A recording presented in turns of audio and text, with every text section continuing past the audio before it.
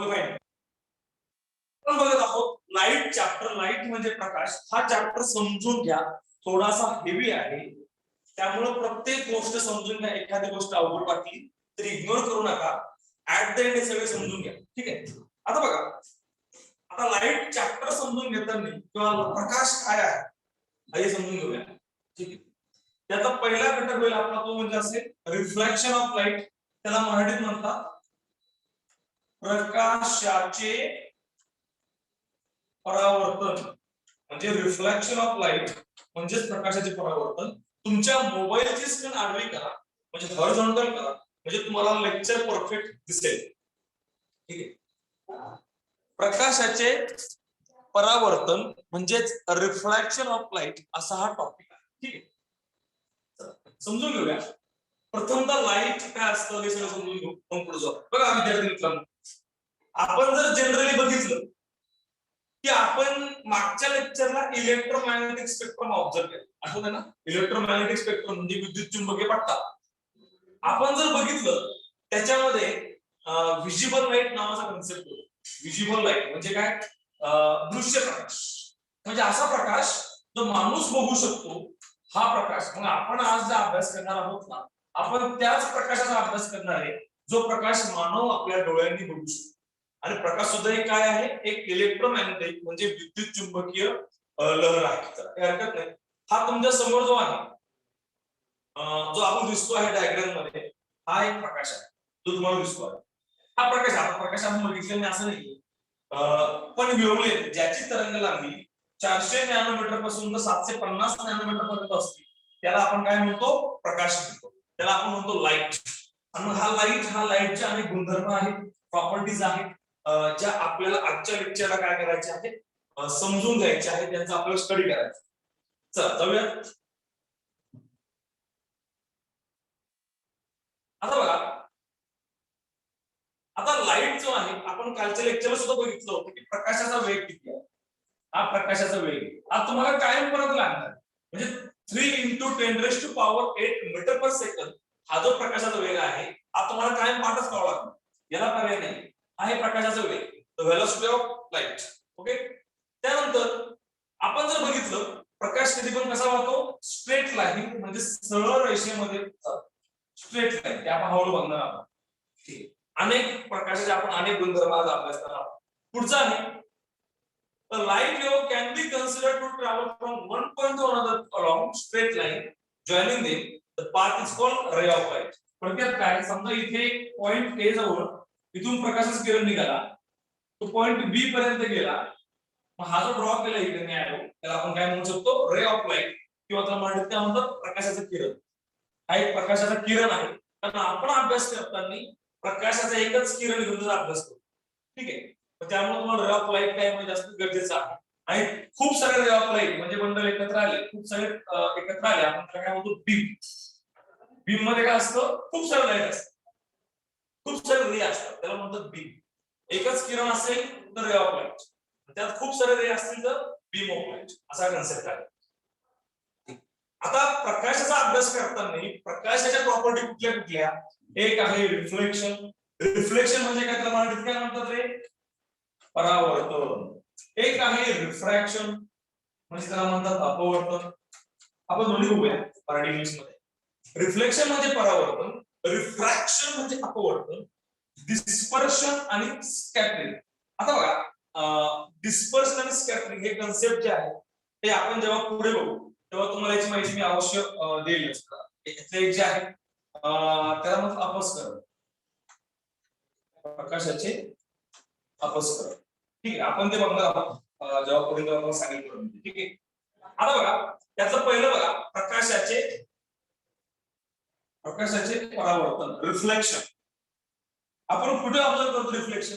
बघा, हा कन्सेप्ट काय आहे की जेव्हा एखादा लाईट एखाद्या सरफेस वरती पडतो आणि जेव्हा सरफेस वरती पडतो तो लाईट परत काय होतो? वापस येतो, त्याला म्हणतात रिफ्लेक्शन. कसं? बघा डायग्राम मध्ये बघा. आता बघा, इकडे ए आणि बी नावाचा एक सरफेस तुम्हाला दिलेला आहे. सरफेस म्हणजे काय? एक पृष्ठभाग आहे. ठीक आहे, काय आहे? पृष्ठभाग आपल्या समोर आहे. आता आपण काय केलं, आणि हा एन आणि क्यू काय इकडे डायग्राम मध्ये? एन आणि क्यू ला काय म्हणतात नॉर्मल बरं का. ऍक्च्युअली एन म्हणजे काय आहे याला म्हणतात नॉर्मल. हे नाव कधी विसरू नका. नॉर्मल ही नॉर्मल आहे. हा ए आणि बी एक सरफेस आहे पृष्ठभाग आहे. त्यावर एक किरण जर पडला आपण याला काय म्हणतो पी. याला म्हणतात angle of incidence. The angle made by incident ray T Q. बघा हा म्हणजे हा काय आहे तुमचा इन्सिडेंट रे आहे.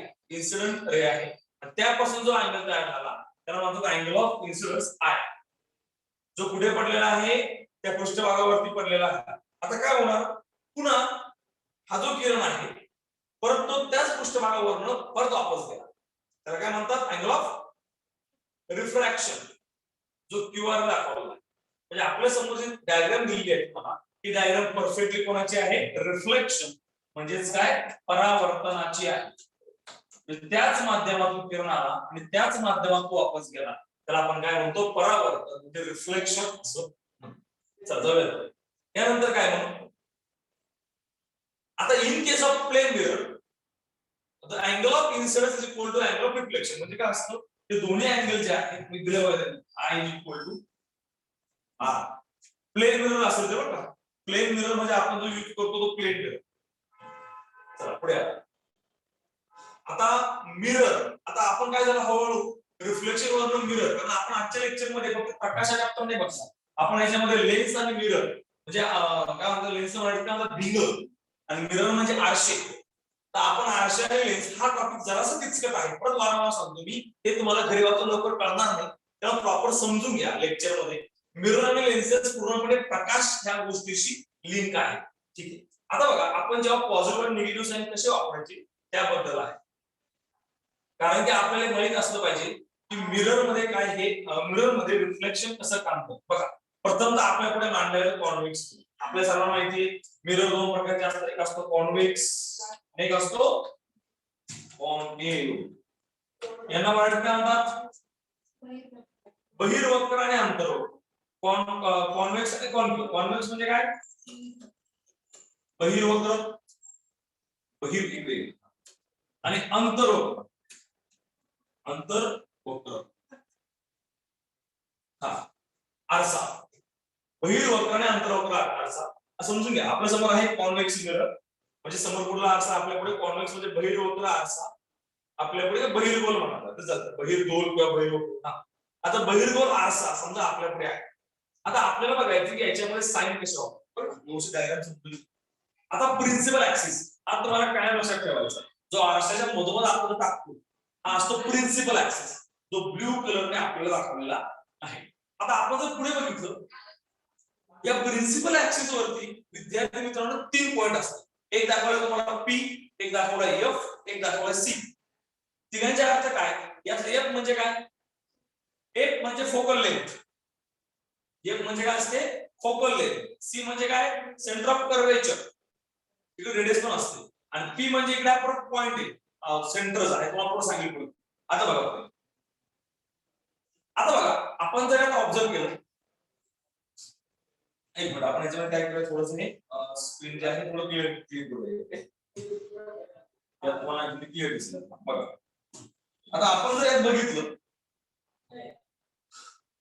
ठीक आहे तुम्हाला object is always place on the left side of the mirror. हा पहिला नियम. कधी पण मिररच्या लेफ्ट म्हणजे डाव्या बाजूला ऑब्जेक्ट ठेवायचा असतो. ऑब्जेक्ट म्हणजे कुठली वस्तू कुठे असेल ती डाव्या बाजूलाच असेल. हे काय हा पहिला नियम. उजव्या बाजूला वस्तू ठेवत नाही. तुम्हाला मिरर दिसणार मिररची डाव्या बाजू कुठली बघून घ्या. इकडे समजा इकडे करतोय तिथे खराब करत नाही कारण तिकडे आपल्याला खूप साऱ्या गोष्टी डायग्राम तयार होणार. तर आपण काय केलं त्या मिररच्या लेफ्टला ऑब्जेक्ट ठेवला. हा पहिला नियम. अँगल ऑफ इन्सिडन्स कुठून असेल जर ऑब्जेक्ट लेफ्टला आहे तर डावीकडनं उजवीकडे लेफ्ट राईट का असेल अँगल ऑफ इन्सिडन्स. पुढे बघा all the distance are measure from P. P हा सेंटरला आहे मिररच्या. आपण जे काय अंतर मोजणार परत सांगतो ज्यांना मिरर टॉपिक कम्प्लीट समजून घ्यायचं आहे त्यांना हे पॉइंट समजून घेणं गरजेचं आहे. It's a part of syllabus. ठीक आहे. आपल्या जो पॉइंट पी दिलेला आहे पी प्रत्येक आपण जे अंतर मोजू हे पी पासूनच असतं. पी हा त्या कॉन्व्हेक्स मिररच्या सेंटरला आहे. चला पुढे जाऊया. त्यानंतर distance are measured in the direction of incident light is always positive. म्हणजे पॉझिटिव्ह कुठले डिस्टन्स घ्यायचे किंवा धन कुठले डिस्टन्स घ्यायचे. जर आपला अँगल पण दाखवला बघा, आपण जर त्या अँगल मध्ये डिस्टन्स मोजले तर डिस्टन्स कसे ते कसे असतील, ते कायम आपल्याला पॉझिटिव्ह बघायला भेटतील. हा पहिला नाही, ऍज पर तुम्हाला डायग्राम मध्ये दाखवल्यानुसार हे आपल्याला काय करायचे आहेत, पॉझिटिव्ह घ्यायचे आहे. त्या बाजूला कोणी आपला अँगल ऑफ इन्सिडन्स डावीकडून उजवीकडे, लेफ्ट टू राईट, त्यामध्ये कोण जे असेल ते पॉझिटिव्ह असेल. पुढे त्यानंतर कंप्लीट त्याच्या ऑपोजिटला अँगल ऑफ इन्सिडन्स आपल्याला डिस्टन्स मोजू, इन्सिडन्सच्या विरुद्ध ते घ्यायचे निगेटिव्ह, ते घ्यायचे निगेटिव्ह. पॉझिटिव्ह कळलं, अँगल ऑफ इन्सिडन्सच्या बाजूला पॉझिटिव्ह आणि त्याच्या विरुद्ध निगेटिव्ह. आणि अंतर फक्त कुठून मोजायचे आपल्याला, पी पासून मोजायचे. सगळे अंतर कुठून मोजायचे, पी पासून मोजायचे. पुढे आता डिस्टन्स आर मेजर्ड अपवर्ड. जर आपण वरच्या बाजूला अंतर मोजलं कोणापासून, परत पी पासून, ते कसं घ्यायचं, पॉझिटिव्ह. अंतर पी पासून घेतलं वरच्या बाजूला पॉझिटिव्ह, आणि जर खालच्या बाजूला काय असेल म्हणजे परत खाली असेल निगेटिव्ह. अतिशय महत्वाचं ही डायग्राम जी आहे तुमच्या समोर तुम्हाला दिसत आहे, ही अतिशय महत्वाची डायग्राम. जेव्हा आपण न्यूमेरिकल सॉल्व्ह करतो, क्वेश्चन सॉल्व्ह करतो मिरर आणि लेन्सवर, तर आपल्याला कन्सेप्ट माहित असला पाहिजे जो अपग्रेड केला गेलेला आहे. पुढे ही डायग्राम फायनल आहे. यात कुठले डिस्टन्स कुठे मोजावे, कुठलं पॉझिटिव्ह घ्यावं निगेटिव्ह घ्यावं यात मेन्शन केलेलं आहे. आता बघा फोकल लेंथ म्हणजे काय, जी एफ दाखवली बघा. फोकल लेंथ म्हणजे काय, की पी आणि एफ दोघांमधलं अंतर म्हणजे फोकल लेंथ. ऍक्च्युअली आपल्याला माहिती फोकल ऍक्च्युअली एफ असतो फोकस. फोकस म्हणजे काय असतो, फोकस म्हणजे त्या ठिकाणी सगळे किरण एकत्र येणार असतात, म्हणून त्याला म्हणतात फोकस. परत सांगतो, त्या ठिकाणी सर्व किरण जे आहेत जे आपण अँगल ऑफ इन्सिडन्स टाकले ते सगळे रेज जे आहेत ते एफ मध्ये काय होतं, सगळे एकत्र येतात. ठीक आहे. पीसी म्हणजे आर, कारण आर म्हणजे काय, रेडियस ऑफ कर्वेचर. म्हणजे काय, जर आपण हा मिरर जर पूर्ण गोल काढला असता, गोल मग थोडा थोडा गोल दिसतो ना, तर आपण पूर्ण गोल काढला तर या गोलचा सेंटर कुठे येऊ शकतो, केंद्र कुठे येऊ शकतो, त्याला म्हणतात रेडियस ऑफ कर्वेचर. आता आपण ऍक्च्युअली तेवढाच मिरर घेतलाय, छोटा गोल घेतलाय, पण आपण जर पूर्ण गोल त्याला कंटिन्यू केला असता तर गोलचा असतो सेंटर आणि गोलला असते रेडियस. म्हणून आर म्हणजे कोण आहे, रेडियस ऑफ कर्वेचर आहे. रेडियस ऑफ कर्वेचर म्हणजे पूर्णची रेडियस असते. पुढे आता यावर काही एमसीक्यू आहे आपल्याला, हेच पुढे जातोय. When light ray incident on a reflecting surface, म्हणजे काय झालंय, रिफ्लेक्टिंग सरफेसवर पडलाय प्रकाशाचं किरण, हा किरण परत वापस आलाय त्याच माध्यमात, त्याला काय म्हणतात, काय असेल answer, answer will be option number B, reflection. आपण डिस्कस केला, आपण तेच एक्झामला असे क्वेश्चन असतात. पुढे according to the law of reflection, काय angle of I is equal to angle of R. Angle of I म्हणजे काय, आय म्हणजे अँगल ऑफ इन्सिडन्स आणि आर म्हणजे अँगल ऑफ रिफ्लेक्शन. तर हा या लॉ नुसार काय खरं आहे, angle of incidence is equal to angle of refraction. C is correct. ठीक आहे. According to Cartesian sign convention in case of mirror, आता हे ऍक्च्युअली खूप डिटेल क्वेश्चन आहे, पण पेपरला विचारतात कारण की असा क्वेश्चन तुम्हाला एक्झाम येऊ शकतो. त्याचा आन्सर आपण जर प्रॉपर वाचलं तर प्रॉपर समजून घेतलं, आपण जे आता एक्सप्लेन केलं तुम्हाला कशा प्रकारे ते मोजतात. तर बघा त्या मिरर पासून आपण जर अँगल ऑफ इन्सिडन्स कडे गेलो तर पॉझिटिव्ह, अँगल ऑफ इन्सिडन्सच्या opposite negative, upward positive, downward negative. Basic आहे, पण आन्सर असेल आपल्याला ऑल ऑफ द. आता बघूया आपण स्फेरिकल मिरर. बघा हे लक्षात घ्यायचं, यात मला असं वाटतं की टॉपिक महत्त्वाचे नाही, आपण ते काय करणार आहोत फॉरवर्ड करूया. बघा आता फोकल लेंथ काय आहे, a parallel beam of light after reflection converges to point on the principal axis called focus. Focus कसं इकडे डायग्राम बघा, समजा इकडे मिरर काढलाय, फोकस असा असू शकतो ना, ज्या ठिकाणी हे किरण जे आहे येतात, समजा असं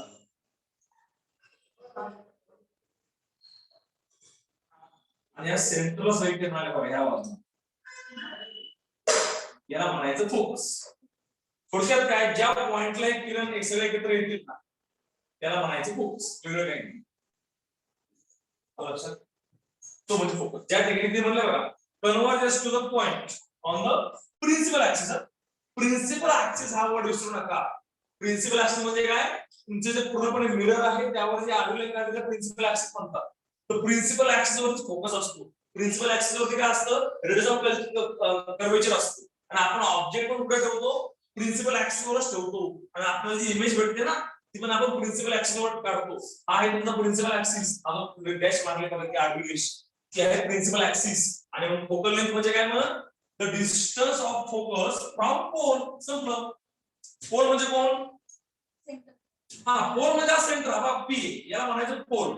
आपली जी एक मिरर असतं ना मिरर मिररच्या सेंटरचा पॉइंट म्हणजे पोल. समजून घ्या मिरर लेन्स काय असतं प्रॉपरली आतापर्यंत तरी कळलं. इथं तुमचं पी आहे याला म्हणतात पोल. आणि मग हे पोल समजा आपण या डायग्राम मध्ये बघूया. समजा पी आणि हा एफ दोघांमधला अंतर म्हणजे फोकल लेंथ. पी आणि एफ त्याला म्हणतात F. The distance in between pole आणि फोकस. पोल आणि फोकस त्याला म्हणायचं फोकल लेंथ. चला हे बघा आता आपण समोर डायग्राम आली बघा.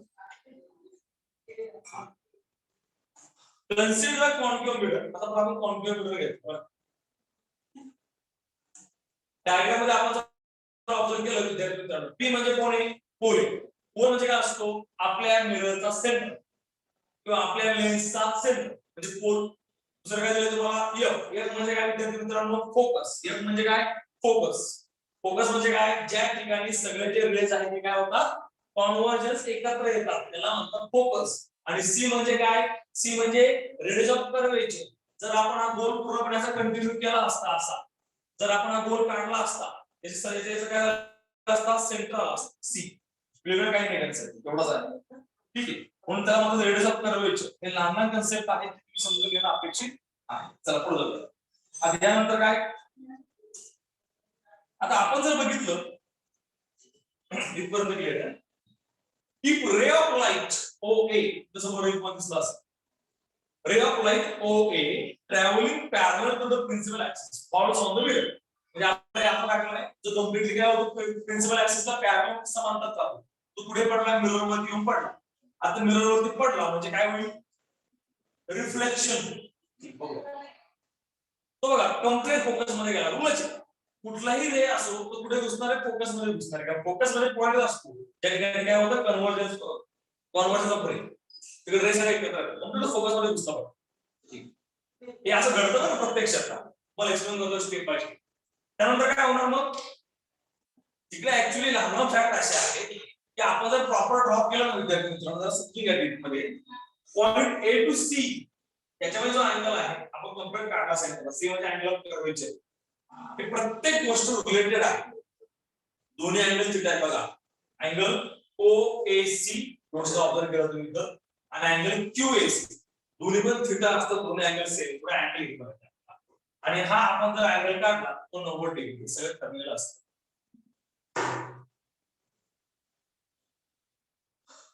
ठीक पुढे जाऊया. हे लॅमर फॅक्ट्स फक्त फॉरवर्ड करतो.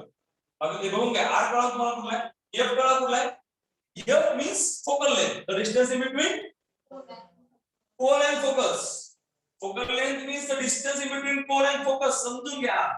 Pole and focus. And next one is what is a C? That is the radius of curvature.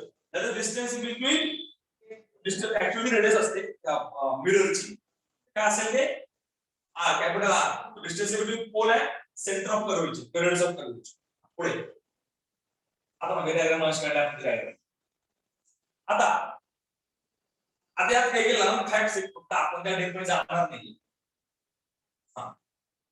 हे तुम्हाला कितपत माहिती ते का करतोय मी हे आपण फॉरवर्ड करत चाललोय. फक्त ज्यांना अजून डिटेल पाहिजे असेल ते करून घे.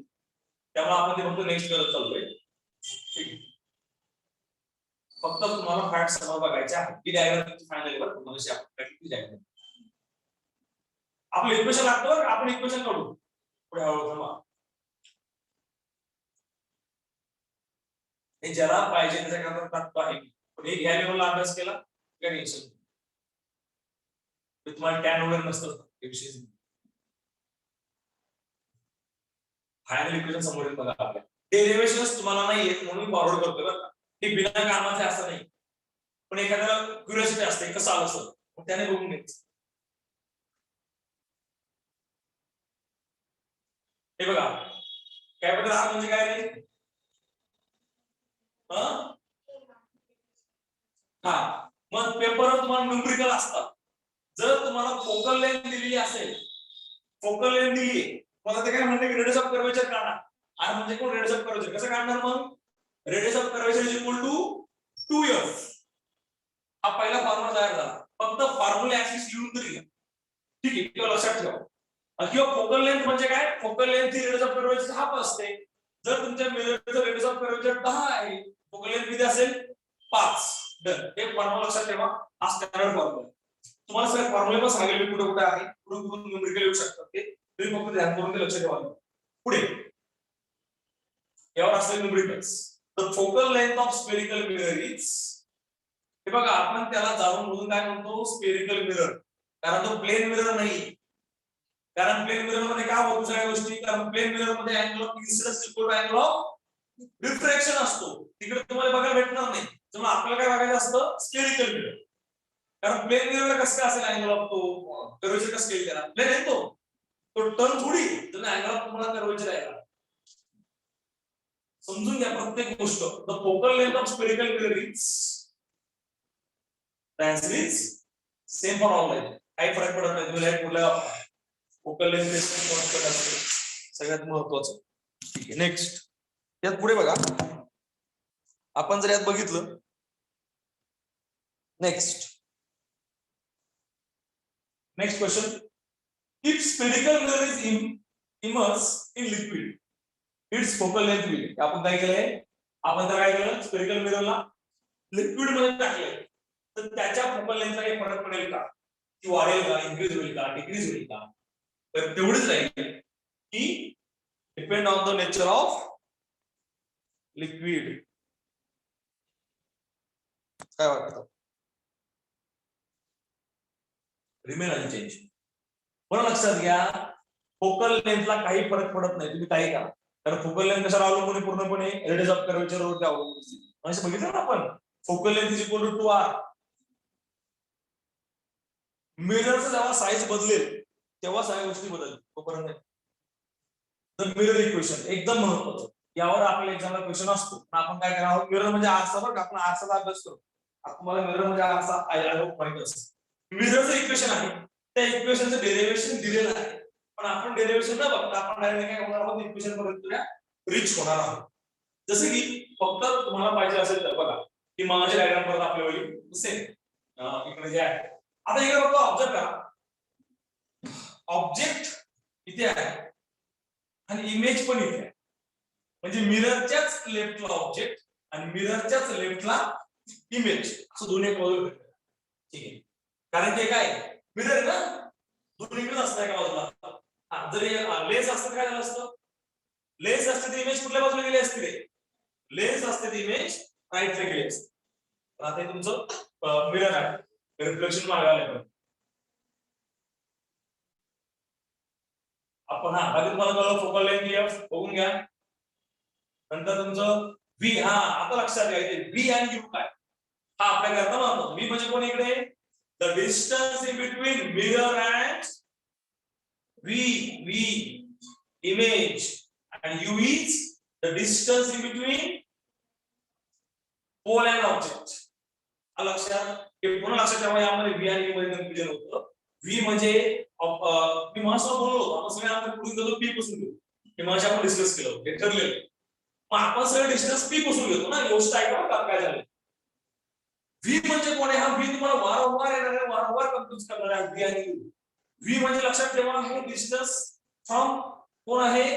Mirror to image. आणि यू म्हणजे कोण आहे? Mirror to object. याला काय ट्रिक बनवायची बरं? नेक्स्ट,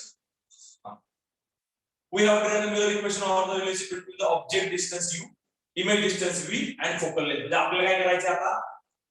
इमेज म्हणजे काय आहे? इमेज म्हणजे काय म्हणतात? प्रतिमा. ऑब्जेक्ट म्हणजे वस्तू आणि फोकल लेंथ म्हणजे काय म्हणतात? एवढं सांगते ना. फोकल लेंथला मला थोडं आठवत नाहीये काय हरकत. तर आपल्याला काय करायचं तिघांमधलं रिलेशन माहित करायचं. कोणाचं? ऑब्जेक्ट डिस्टन्स, इमेज डिस्टन्स आणि फोकल लेंथ. आपल्या समोर तीन आहेत. हा F focal length, V image distance, you object distance. तर तिघांचं रिलेशन काय आहे त्यावर एक्झाम क्वेश्चन काय असतात. आपण तेच रिलेशन माहित करणार आहोत. बघूया काय रिलेशन. आता आपण डायरेक्टली डेरिव्हेशन काढत बसणार. आम्ही डायरेक्टली याच्यामध्ये घेऊ. मग डेरिव्हेशन ज्या मुलांना हवंय त्यांना डेरिव्हेशन समोर बघायला भेटेल. कारण डेरिव्हेशन आपल्याला नाहीये म्हणून आपण ते घेत नसणार. ज्यांना खरंच हवं असतं म्हणून आपण हे करतो. भरपूर मुलांसाठी कंटेंट आपण दिलेला आहे डिटेलमध्ये.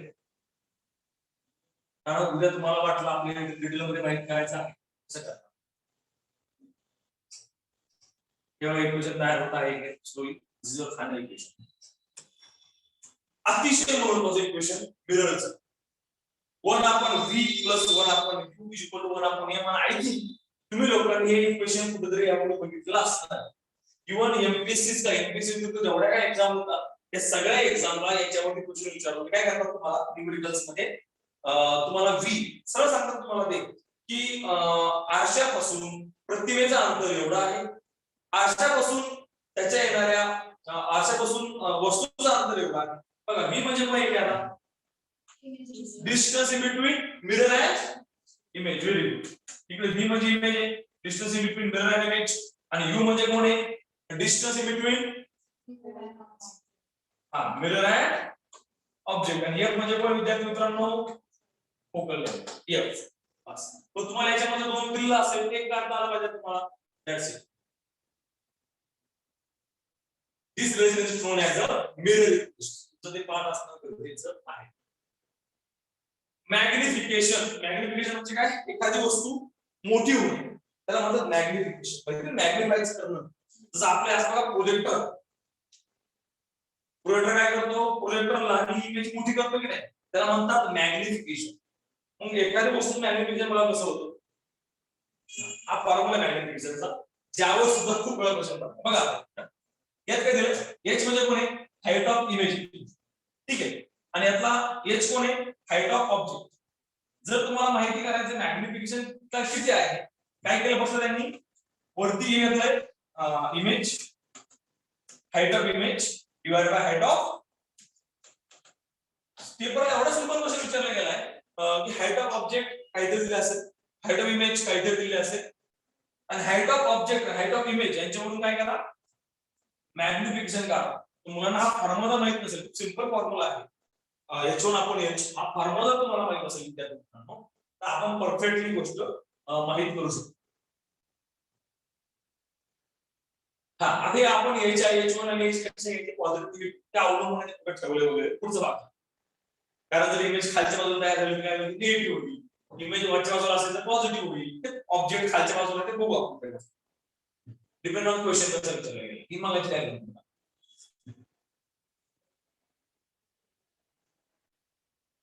पुढे जाऊया डायरेक्टली आपण डेरिव्हेशन.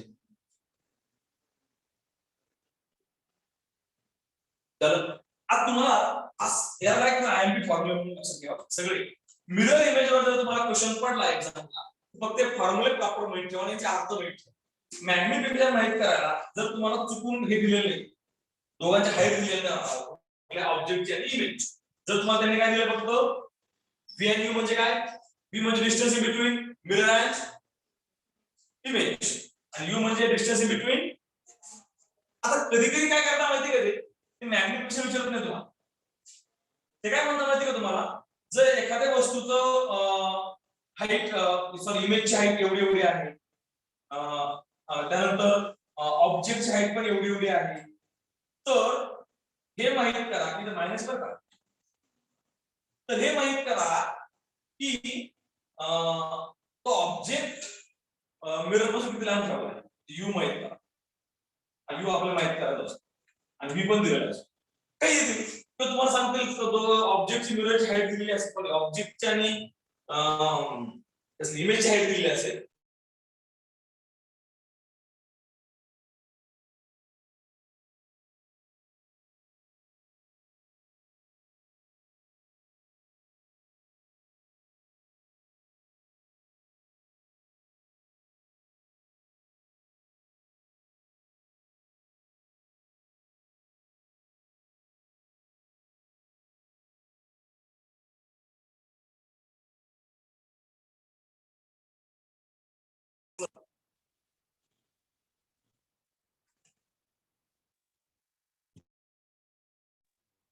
ओके,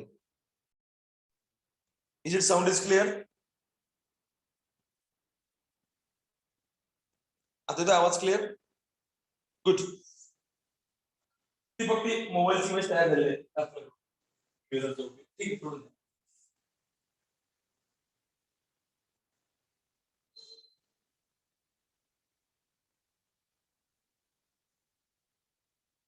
क्वेश्चन घ्या. Equations for linear magnification. बघा आन्सर काय येतं, ट्राय करा. लिनियर मॅग्निफिकेशनचं इक्वेशन पटकन सांगा काय असेल रे, कोण सांगेल? कन्फर्म?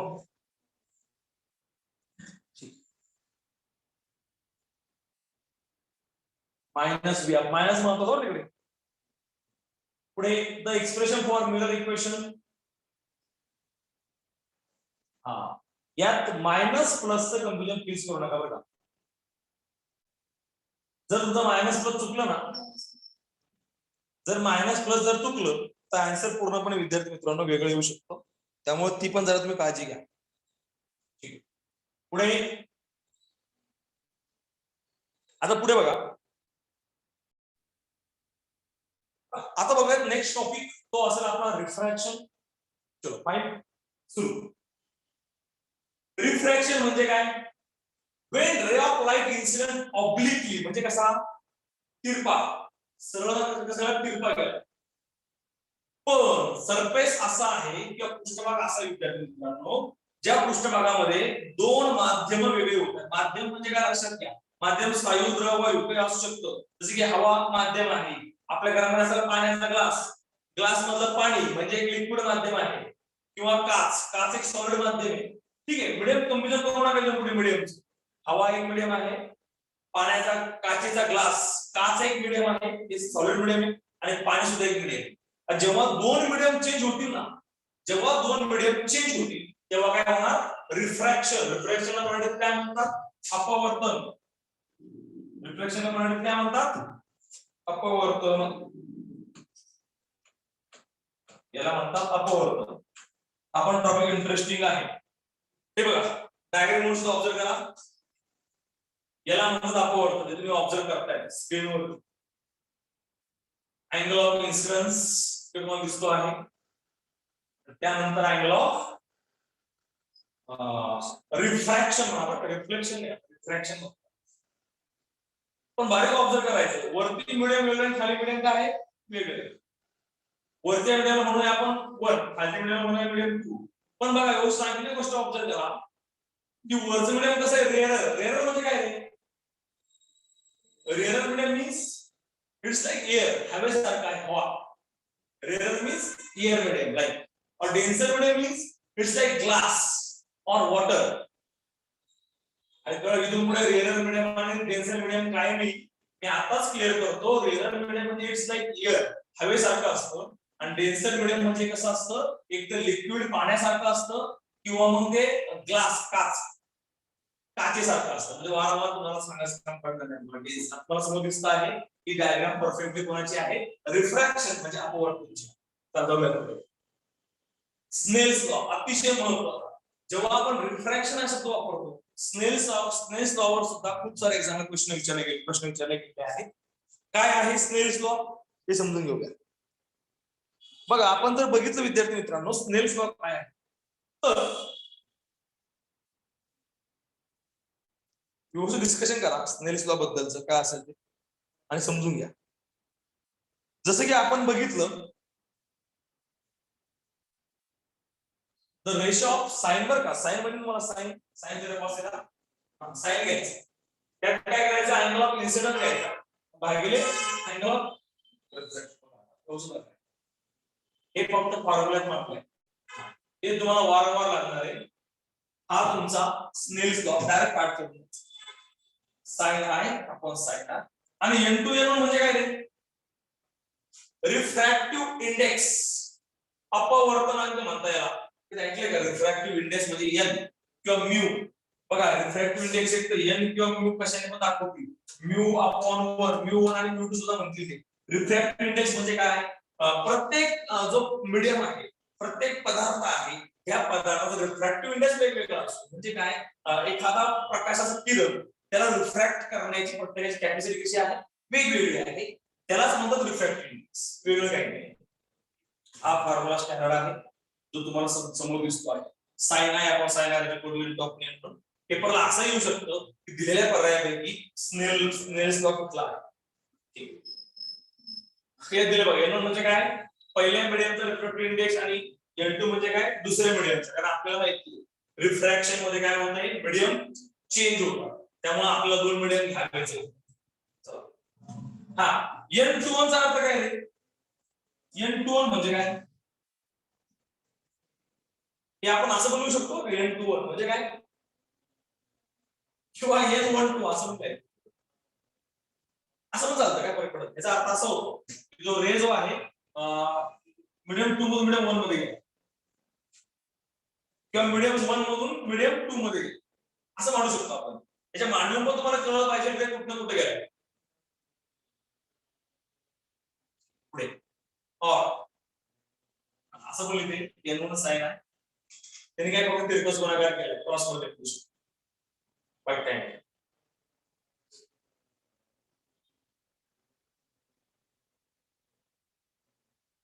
हे पण लागतं बरं का. जर तुम्हाला म्हणलं रिफ्रॅक्टिव्ह इंडेक्स कसा काढायचा, कसा काढायचा रिफ्रॅक्टिव्ह इंडेक्स असा काढायचा. सी पहिला प्रश्न पडला असं रिफ्रॅक्टिव्ह इंडेक्स कसा काढतात त्याकरता फॉर्म्युला बघा. सी इज इक्वल टू, बघा सी म्हणजे velocity of light divide in vacuum, बरं का, हे फिक्स असतं. आणि V2 जे असतं त्या मीडियम मध्ये व्हेलॉसिटी ऑफ लाईट किती आहे, म्हणजे V2. लक्षात काय बोललो मी? म्हणजे जर तुम्हाला रिफ्रॅक्टिव्ह इंडेक्स काढायचा आहे एखाद्या माध्यमाचा, जर तुम्हाला म्हणलं आपल्याला पाण्याचा रिफ्रॅक्टिव्ह इंडेक्स काढा, आपण कसं काढणार? मग आपण काय करणार? असं पाण्याचा रिफ्रॅक्टिव्ह इंडेक्स काढायचा. तर कसं काढणार? मग वरती व्हॅक्यूम मध्ये व्हेलॉसिटी घेणार लाईटच्या डिवाइड बाय पाण्यामध्ये लाईटचा स्पीड किती होते, हे झालं पाण्याचं रिफ्रॅक्टिव्ह इंडेक्स. तुम्हाला म्हटलं डायमंडचा काढा, हिऱ्याचा काढा, कसं काढणार? मग वर सी घेणार, velocity of light in vacuum divide by velocity of light in diamond. हा फॉर्म्युला आहे. ऍक्च्युअली बदलतो पुढे बघा तुम्हाला काय करायचं.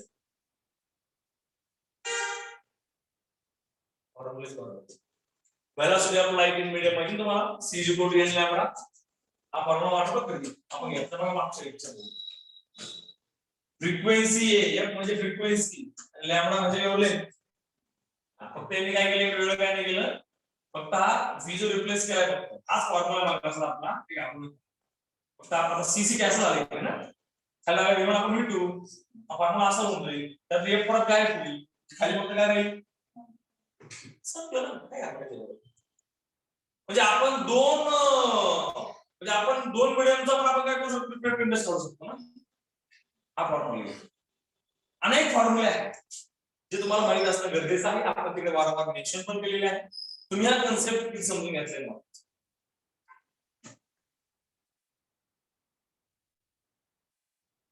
N21 कळलं तुम्हाला काय? माध्यम नंबर 2 वर माध्यम नंबर 1 मध्ये गेले. रे मग काय करा, सरळ सरळ काय करा, N21 ह्या दोन्ही माध्यमांवर ऐक पड. ऑप्टिकल रिव्हर्सिबिलिटी. नेक्स्ट काय कन्सेप्ट बघून घ्या. पेपरला हा क्वेश्चन असतो बघा. इन रिफ्रॅक्शन होताना फ्रिक्वेन्सी कधी बदलत नाही, पण आपण ती कॅन्सल केली बघा, कॅन्सल केला आपण मागच्या काय, फ्रिक्वेन्सी बदलत नाही बट व्हेलॉसिटी v आणि वेव्हलेंथ दोघं बदलतात. पेपर क्वेश्चन असतो सरळ सरळ. In refraction which of the following changes has done, काय असेल ते असेल. चार ऑप्शन असतील तिकडे. मग माहित ठेवा, कधी फ्रिक्वेन्सी बदलत नाही, याची फ्रिक्वेन्सी फिक्स असते, पण त्याची तुमचं व्हेलॉसिटी आणि वेव्हलेंथ हे दोन्ही बदलणार आहे. कधी बदलणार? जर मीडियम चेंज झालं तर ना. रिफ्रॅक्शन म्हणजे काय? Medium of refraction is over. तो रे जो आहे तो काय करतोय, मीडियम चेंज, वेगळं काही नाही. मग यात तुमचं काय होणार, 100% व्हेलॉसिटी आणि वेव्हलेंथ दोन्ही बदलणार आहे. त्यामुळे आपण काय करतो, मग V1 आपण V2 घेतो, V2 आपण V1 घेतो. त्याला कारण असते, कारण दोन्ही मीडियमचे वेगवेगळं असतं. आता हे तुम्हाला माहित असलं पाहिजे दोन मीडियमचं हे अँगल ऑफ इन्सिडन्स वगैरे हा डायग्राम मध्ये हा नॉर्मल आहे उभा नॉर्मल माझा रूल आपला खाली N2 म्हणजे काहीतरी डेन्सर मीडियम बरं का म्हणजे पाणी किंवा ग्लास काहीतरी असेल आणि वरती N1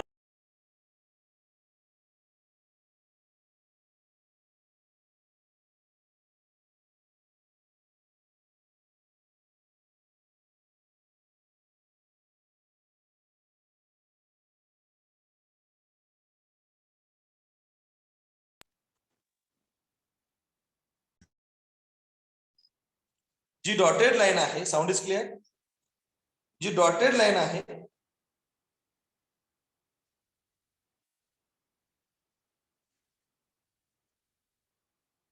दिसते बघा साऊंड क्लिअर आता व्हेरी गुड ते मध्ये फोनाला प्रॉब्लेम ठीक आहे सर हा जर तुम्हाला नॉर्मली अपेक्षित काय होतं मग तर नॉर्मली अपेक्षित असं होतं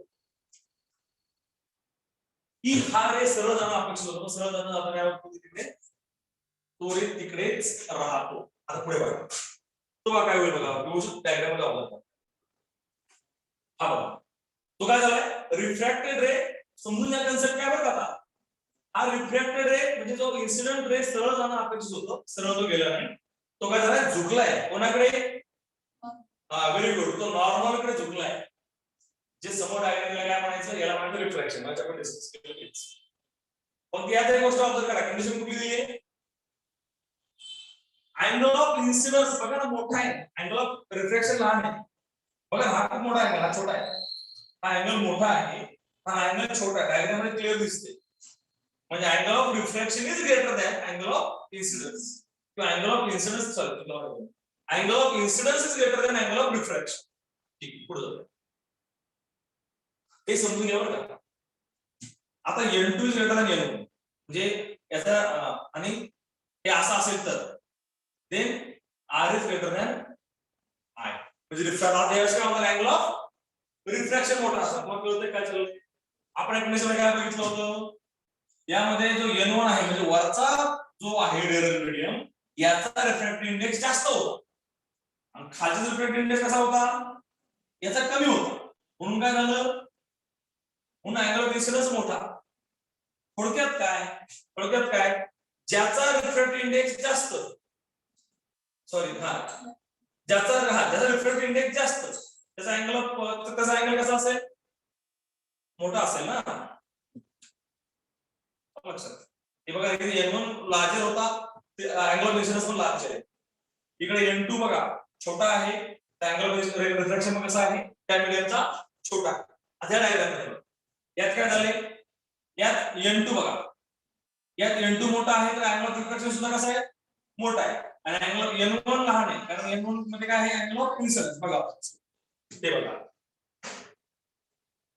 आता अँगल ऑफ इन्सिडन्स कुठून आला आता हा डेन्सर मधून आला बरं का म्हणजे आपण खालून अँगल टाकला पाण्यामधून किंवा मध्ये ग्लास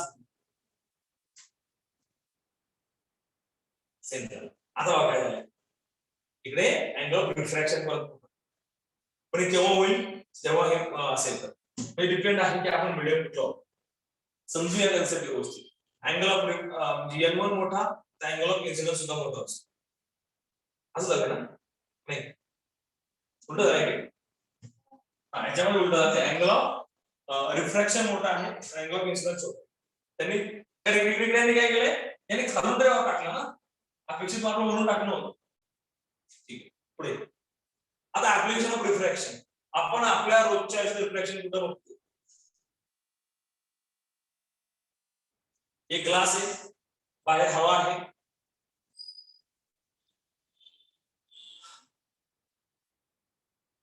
पूर्ण अँगल ऑफ इन्सिडन्स आहे तो सरळ गेला का नाही तो रिफ्रॅक्ट होणारच परत काय व्यवस्थित ऑब्झर्व करा रे या फर्स्ट स्टेज मध्ये काय झालं इथे बाहेर हवा होती मध्ये काय आहे ग्लास आहे इथे रिफ्रॅक्शन होणार का होणार इथे परत काय होणार इथे परत ग्लास आहे बाहेर परत काय हवा आहे पुन्हा मीडियम चेंज झालं ना परत काय होणार परत रिफ्रॅक्शन होणार इथे जो इथे पण रिफ्रॅक्शन होणार बाहेर पडणार रे याला म्हणतात लॅटरल शिफ्ट म्हणजे ऍक्च्युअली तो ऑब्जेक्ट इकडे दिसायला पाहिजे होता, तिकडे दिसायला पाहिजे असा. ऍक्च्युअली डायग्राम आहे. डेरिव्हेशन आपल्याला नाहीये, फक्त समजून घ्या. थोडक्यात काय बघा, आपण जे बघतो बघा, आपण समजा पाण्याचा ग्लास आहे, आपण त्या ग्लासमध्ये काय केलं, पेन्सिल टाकली, पेन्सिल असं वाटतं पेन्सिल मोडलेली आहे, त्याच्यावर आपली फोड दिसते. हेच एक्झाम्पल आहे. आपण आता एक्सप्लेन केस होतं डेरिव्हेशनची व्हॅल्यू. किंवा आपण जर बघितलं एखादं टाकी आहे, टाकी पाण्याने भरलेली असेल, तर आपण वरतून बघितलं असं होतं टाकीचं तळ उचलला गेला, तिथं ऑब्झर्व केलं माहिती नाही तुम्ही. वरतून असं ऑब्झर्व करा, पाणी जर प्रॉपर असेल ट्रान्सपरंट पाणी, वरून आपण जर बघितलं असं वाटतं तळ उचलला गेला टाकायचं. ते पण काय तुमचं त्या रिगार्डिंगच ते आहे. नेक्स्ट, जर आवाज वगैरे गेला मला सांगा रे. सोपं नाही, खूप किचकट आहे करायचं मधले, सायन्स मध्ये किचकट टॉपिक आहे. पुढे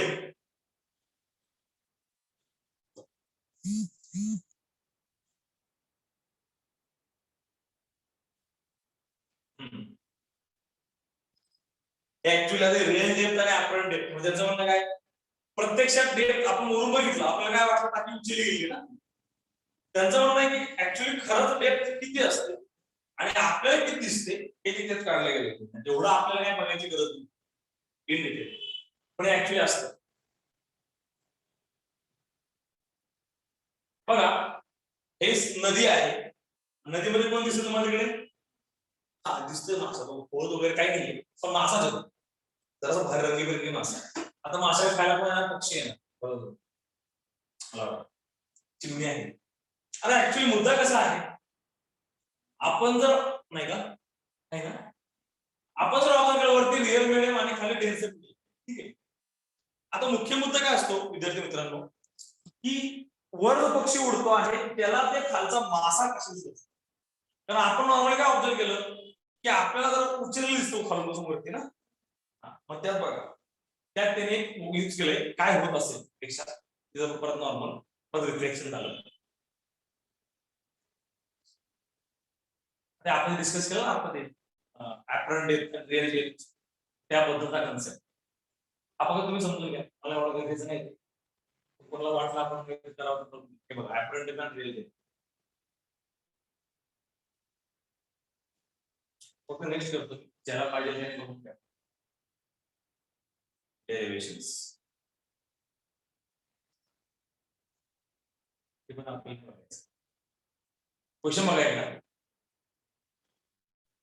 त्याचा राईट आन्सर काय असेल, एनी गेस, बघून न सांगता जमणार नाही का, न बघता न बघ सांगा ना काय आलं ऑनलाईन वाले.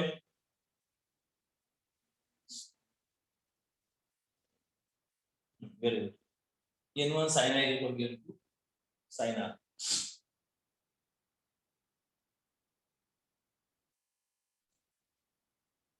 Very good. When travels from one medium to another medium, then which of the following quantity remains same? जर एका माध्यमातून दुसऱ्या माध्यमात लाईट गेला, प्रकाश गेला, तर कुठली त्याची क्वांटिटी बदलत नाही, कुठला प्रकार बदलत नाही. काय आन्सर असेल मग, फ्रिक्वेन्सी अशी कधी बदलत नाही. बाकी वेव्हलेंथ, व्हेलॉसिटी, रिफ्रॅक्टिव्ह इंडेक्स वेगळा असतो प्रत्येक मीडियमचा, तो बदलणारच.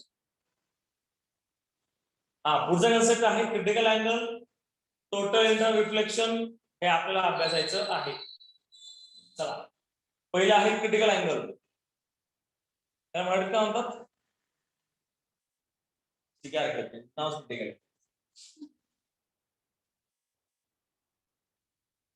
आता बघा बघा हा कन्सेप्ट आहे क्रिटिकल अँगलचा, एकदम महत्त्वाचा कन्सेप्ट. हा सुद्धा रिफ्रॅक्शन बद्दलचा कन्सेप्ट आहे. यात काय होतं माहिती का, यात फक्त एकच ट्रिक लक्षात ठेवा, क्रिटिकल अँगल मध्ये अँगल ऑफ रिफ्रॅक्शन किती होतो, 90 डिग्री होतो. काय रिपीट करतोय परत, अँगल ऑफ रिफ्रॅक्शन कितीला बघा, जेव्हा 90% होईल ना, सोपं नाही बरं का, अँगल ऑफ रिफ्रॅक्शन किती होणार 90%, त्याला म्हणायचं क्रिटिकल अँगल. म्हणजे 90% म्हणजे critical angle. Angle of refraction आपला नॉर्मली झाला पाहिजे, आपली गोष्ट ऑब्झर्व करा कधी होईल बघा. आपण 3 नॉर्मल ड्रॉ केले, 3 नॉर्मल मध्ये 3 रे असतात इकडे. आता पहिला रे सरळ गेला, O इज ए पॉइंट असं म्हणून घ्या बघा, अँगल ऑफ क्रिटिकल केव्हा तयार होऊ शकतो. O is a point source. तिकडे इन द डेन्सर मीडियम. म्हणजे आपण काय केलं आता डेन्सर मीडियम मधून एक प्रकाशाचा किरण सोडतो. तो किरण डेव्हिएट होणार नाही. तो सरळ निघून पुढे बघा. हा दुसरा किरण जो आहे 2 नंबरचा किरण बघा. आता किरण तिरपा गेला. मीडियम चेंज झालं.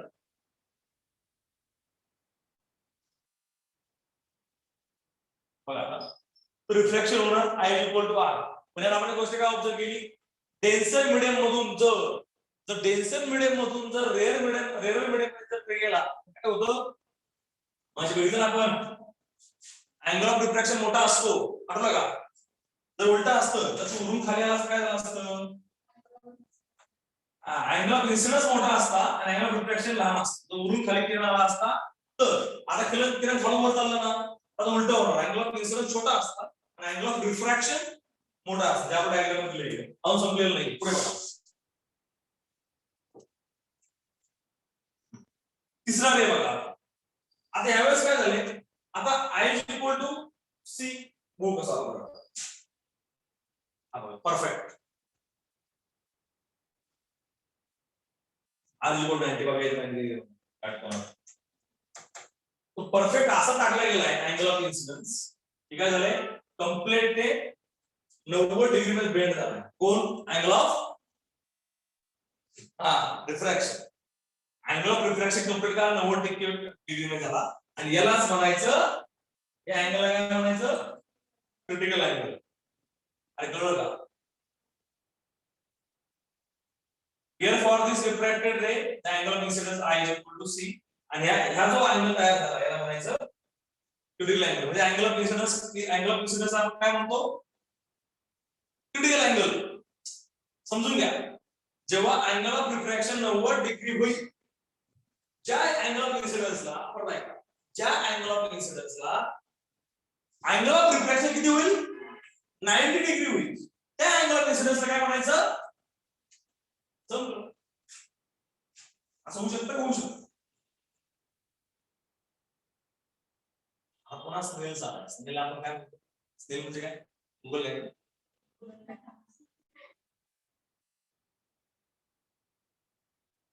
इथे वैदिक काय ऍक्च्युअली त्यांचं म्हणणं काय माहिती इकडे आय प्लेस तिथे बघा इथं साइन 90 काय घेतला गेला हा साइन आर आहे तर आर आपण बघू ना आणि आपला अँगल ऑफ इन्सिडन्स काय झाला अँगल ऑफ क्रिटिकल अँगल वेगळं काय निघालं त्याच्यामध्ये साइन 90 किती असतो सांगतील का 1 असतो बरोबर साइन 90 1 असतो जरा फॉर्म्युला तयार आपला पण अँगल हा फॉर्म्युला कुठला क्रिटिकल अँगल आपला क्रिटिकल अँगल माहित नाही केव्हा तयार होईल बरं फक्त अँगल ऑफ रिफ्रॅक्शन माहिती आहे आपले किती असेल तो 90 असेल हा फॉर्म्युला होईल किंवा हा पण फॉर्म्युला होऊ शकतो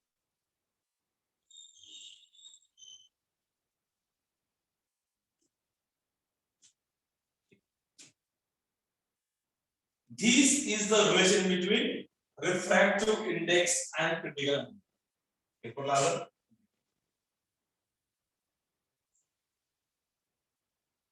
पुढे डेन्सर मीडियम अगेन वर रेअर मीडियम हवा डेन्सर मीडियम पाणी पुन्हा अँगल टाकलाय वरून टाकलं A shown in figure A is a point source of light. Okay, इथून source of light ती म्हणतो डेन्सर टू आपण काय टाकणार मग डेन्सर टू रेअर नेक्स्ट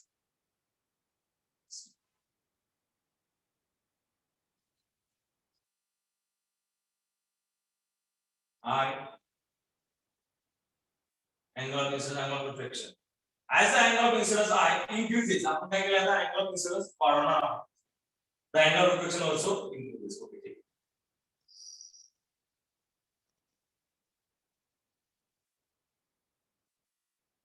याचं गरज चालेल पुढे बघा नेक्स्ट मध्ये आता हा आता काय झालंय क्रिटिकल अँगल कळलं आता झालं क्रिटिकल अँगल एवढं प्रॉपर सगळं दिसतंय तुम्हाला समजून घ्या फक्त आता झालं क्रिटिकल अँगल तीन मग आयसी अलग आयसी म्हणजे अँगल क्रिटिकल अँगल झाला आता पुढे बघा आता क्रिटिकल अँगलचे पुढे गेलो आपण व्हेरी गुड तो खाली आला आणि यालाच काय म्हणायचं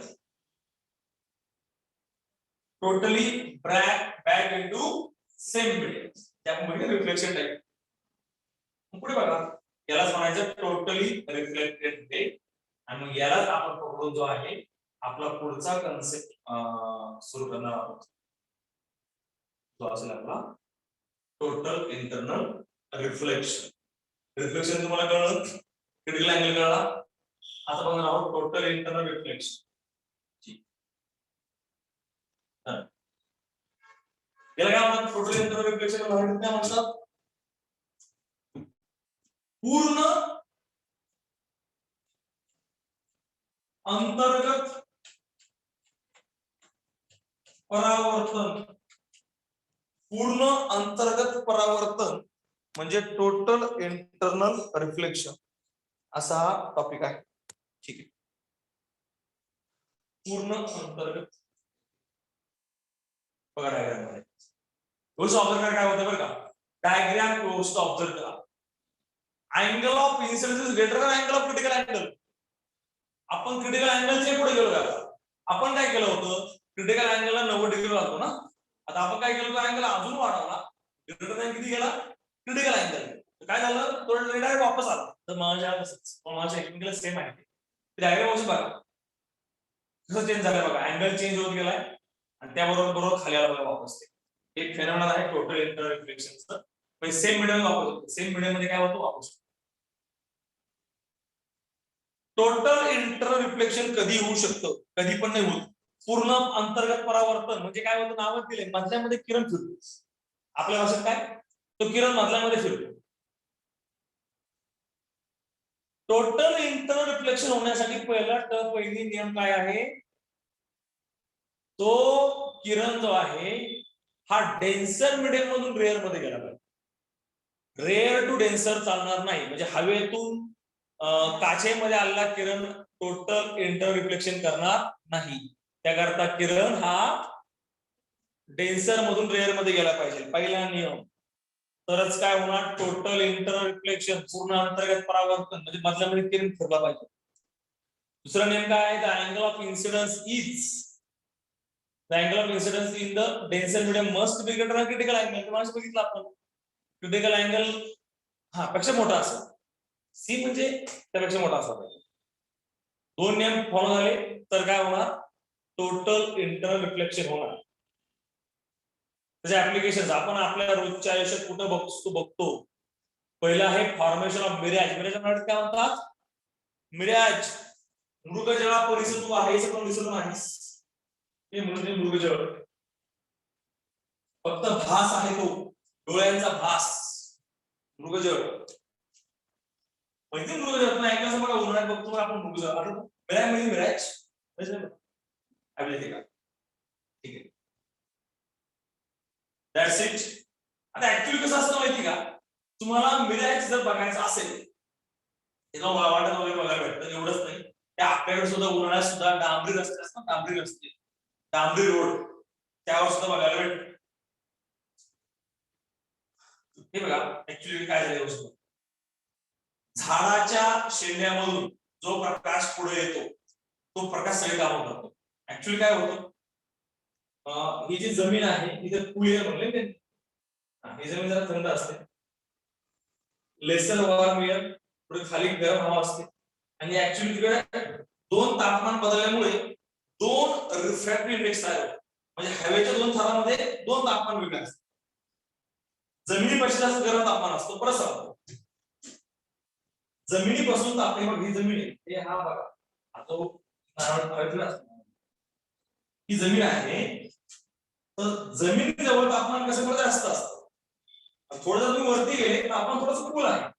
तापमान दोन्ही बदलल्यामुळे दोन प्रकारचे रिफ्रॅक्टिव्ह इंडेक्स तयार झाले. आणि दोन प्रकारचे रिफ्रॅक्टिव्ह इंडेक्स झाल्यामुळं तो या ठिकाणी जो किरण येतोय, जे रेज येत आहेत झाडाच्या त्याच्यामधून, ते रेज इकडे डिस्टर्ब होऊन काय होतं, इकडे प्रॉपर अँगल तयार होतो क्रिटिकल अँगल, आणि तयार होतो पुढे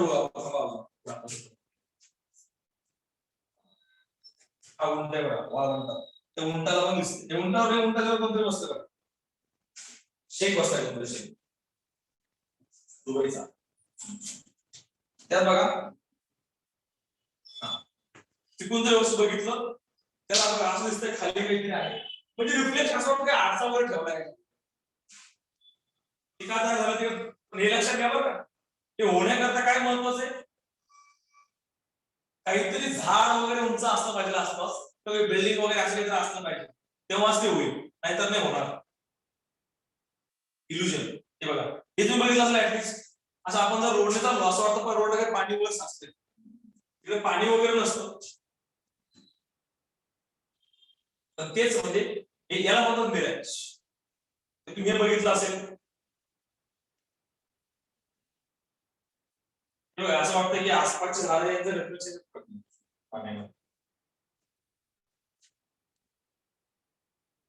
एक्सप्लेन केलं त्यांनी ते कसं होतं एक्सप्लेनेशन फक्त बघून घ्या म्हणजे एक्सप्लेन केलं ते शिकलं जे एक्सप्लेन केलं ते जिकडे आहे वेगळं असं काही नाही तीच दुसरा आहे डायमंड हिरा पहिली गोष्ट अशी विद्यार्थी मित्रांनो की डायमंडला काय स्वतः सोर्स नाही ठीक आहे डायमंड काय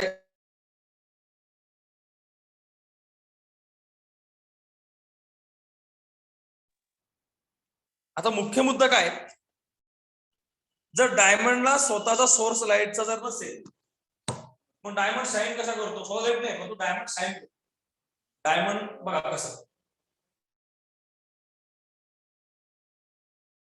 सुद्धा चमकतो याला कारण आहे पूर्ण अंतर्गत परावर्तन टोटल इंटरनल रिफ्लेक्शन डायमंडचं क्रिटिकल अँगल किती आहे 24.4 डिग्री माहित ठेवा एकदा की डायमंड मध्ये लाईट घुसता नाही घुसता की हा लाईट काय सारा बाहेर येताना काय करतो तो लाईट लगेच बाहेर येत नाही तो लाईट मधल्यामध्ये काय होतं फिरतो इकडे तिकडे मग काय होतं एक्झाम्पल घ्या समजा डायमंड मध्ये 10 किरण घुसली 10 किरण डायमंड मध्ये घुसली ना 10 मध्ये 3-4 मध्ये फिरतील 2-3 बाहेर येतील त्यामुळे डायमंड चमकताना दिसतो डायमंड मध्ये काय होतं काही किरण मध्ये असते किरण बाहेर येते ज्या किरणाचा प्रॉपर अँगल तयार होईल तोच बाहेर बाकीच्या मध्ये फिरत असतो बघा समजा 10 डायमंड आहे ह्या डायमंड मध्ये सुद्धा काय होतंय टोटल इंटर रिफ्लेक्शन होते पण जर आपण डायमंड व्यवस्थित कापला त्याला प्रॉपर शेप दिला तो जास्त शाईन करेल असं तुम्ही बघितलं असं बघा डायमंडला प्रॉपर बरंच कापलेला असतो बरंच शेप दिलेला असतो तर कारणच ते आहे तुम्ही डायमंडला जेवढे प्रॉपर शेप देणार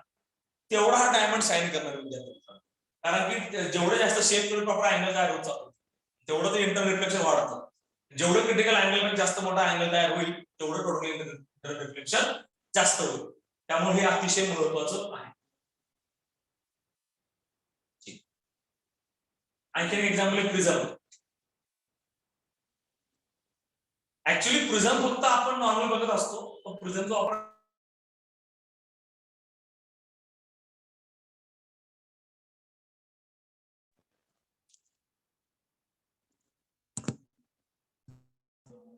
आपण जी इमेज यूज केली तीच इमेज जर परत इन्व्हर्ट होऊन बघायची असेल तर आपण प्रिझम वापरू ऑप्टिकल फायबर सर्वांना ऐकलं असेल नाही ऐकलेलं ही आपली केबल आहे बघा केबल इंटरनेटची केबल वर दिसते बघा इंटरनेटची केबल ही ऑप्टिकल फायबर केबल तर आपण मध्ये खोली नाही आपल्याला समजून घे तर आपण मध्ये खोली अशी असते ठीक आहे मध्ये ग्लास बघा डायरेक्ट ग्लासचा कोड आहे तर डायरेक्टली काय मध्ये डायरेक्ट काच म्हणजे या केबलवर डायरेक्टली काय काच आहे आणि त्या काचेवरनं मधल्यामध्ये काय होतं तो किरण हे होतो रिफ्लेक्ट होतो हाय क्वालिटी कंपोजिट ग्लास खूप हाय क्वालिटी ग्लास असतो किंवा कॉर्ड असते आणि आपण ते यूज करतो कॉर्ड मध्ये तुम्हाला एक प्रकारचा रॉक आहे बरं कोर मध्ये असतो गाभा बाहेर क्लॅडिंग असतं ग्लासचं क्लॅडिंग जाणून बघून केलेलं असतं बरं का मध्ये असलेला ग्लास कोर साईडचं ग्लास क्लॅडिंग त्या क्लॅडिंग मुळे ऍक्च्युअली रिफ्रॅक्शन होतं बफर तो वेगळा आहे बफर का लावलाय बाहेरचं ऍटमॉस्फिअरच्या रेज मध्ये नाही गेले पाहिजे म्हणून बफर आहे बघा refract index of core is higher than of cladding म्हणजे मध्ये वापरलेली जी कार नाही ग्लास आहे त्या ग्लासचा रिफ्रॅक्ट इंडेक्स जास्त असतो आणि बाहेरचा क्लॅडिंगचा कमी असतो असं त्याचा डिफरन्स आहे ठीक ठीक ओके त्यानंतर when the light enters signal fiber at suitable angle हे बघा असं होतं बघा परफेक्ट जो येलो किरण आहे त्यातनं अजून कमी करू ना बरोबर यात प्रॉपर बघा जो येलो कलरचा जो आहे रे तो ऍक्च्युली रिफ्लेक्टेड आहे टोटल इंटर रिफ्लेक्शन हे प्रॉपर एक्झाम्पल तुमच्या समोर पण ठीक आहे. लाईट पाईप्स आपण ते यूज करतो. कम्युनिकेशन आपल्या घरात इंटरनेट वगैरे आपण वापरतो. आपलं लॅप्रोस्कोपी करण्यासाठी वापरतो. आणि शेवट्यावर असतं क्वेश्चन. सांगा एक्झाम्पल काय ऍक्च्युअली होते okay. Optical fibre works on principle of हा क्वेश्चन एक्झाम खूप वेळा आला बरं का. टोटल ऑप्टिकल फायबरला मराठीत म्हणतात काय म्हणतात ऑप्टिकल फायबर तंतू. आपल्या घरात इंटरनेट करतो आपण. प्रकाशीय तंतू. प्रकाशकीय तंतू म्हणतो. ठीक आहे आपण डायरेक्ट लेन्स आज घेणार नाही. फक्त आपण आज काय करणार आहोत एवढंच डिस्कस करू. ठीक आहे.